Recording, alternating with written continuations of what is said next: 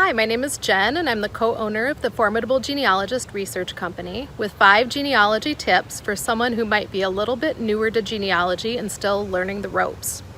1. Be careful of Find a Grave. It is a wonderful resource and also a terrible one.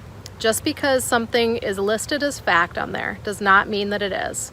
It is a user-sourced database where nobody is double-checking anything, and it's just at the mercy of people who maintain the memorials. I actually did another video here on YouTube about Find a Grave, so look for that in the channel. It has a lot more details about how to be involved and what to watch out for. But always double check your resources after you have found supposed facts in there. Just treat it as clues, and it can lead to a lot of really interesting information and really helpful things. Especially pay attention to who is buried next to whom. 2. Utilize the Bureau of Land Management GLO Records database. It is a search engine where you can search by location, state, or county, and by a surname and a first name. And you can find land records for your ancestors, and it will list the location and the date that the patent was filed, and sometimes will even have an image that you can turn into a PDF of the original land patent. If you click on a little box by map, it will also show you where it existed on the actual map. I have another video in YouTube here too about how to find your family's homestead that you can refer back to. 3. When you first get started on Ancestry.com, it is very tempting to just forge ahead as quickly as possible and accept all hints and copy other trees that it suggests, but go very carefully, double check everything they suggest. The hints are not necessarily your family, especially with very common names.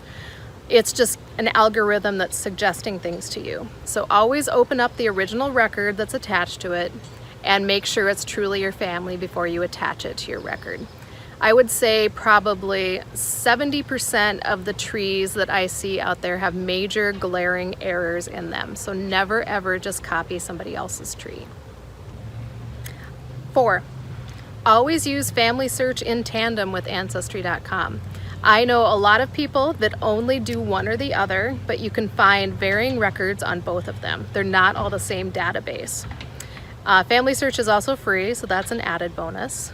But be sure you're taking advantage of the Family Search catalog. When you go to the website, instead of clicking on records for search, click on catalog. And then you can key in the location, the county, the city, whatever it populates, and see which records exist specific to that area.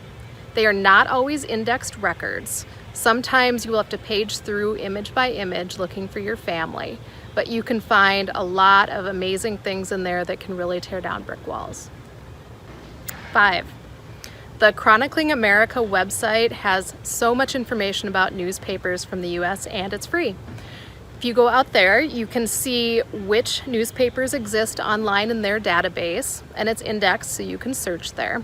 And then you can also see which newspapers existed and in which points in time for various locations. That gives you kind of a springboard for going out to archives and other historical societies and libraries to see what sort of records they might have for your ancestors in their newspaper databases based on time period and location. Thanks. The Formidable Genealogist is a small family history research company consisting of 2 passionate and tenacious genealogists in the Midwest. In addition to research, we can also help people find their biological family through DNA, scan and digitally repair photos, slides, negatives, and documents, and create personalized family tree artwork based off of 30 or more templates on our website. Happy searching!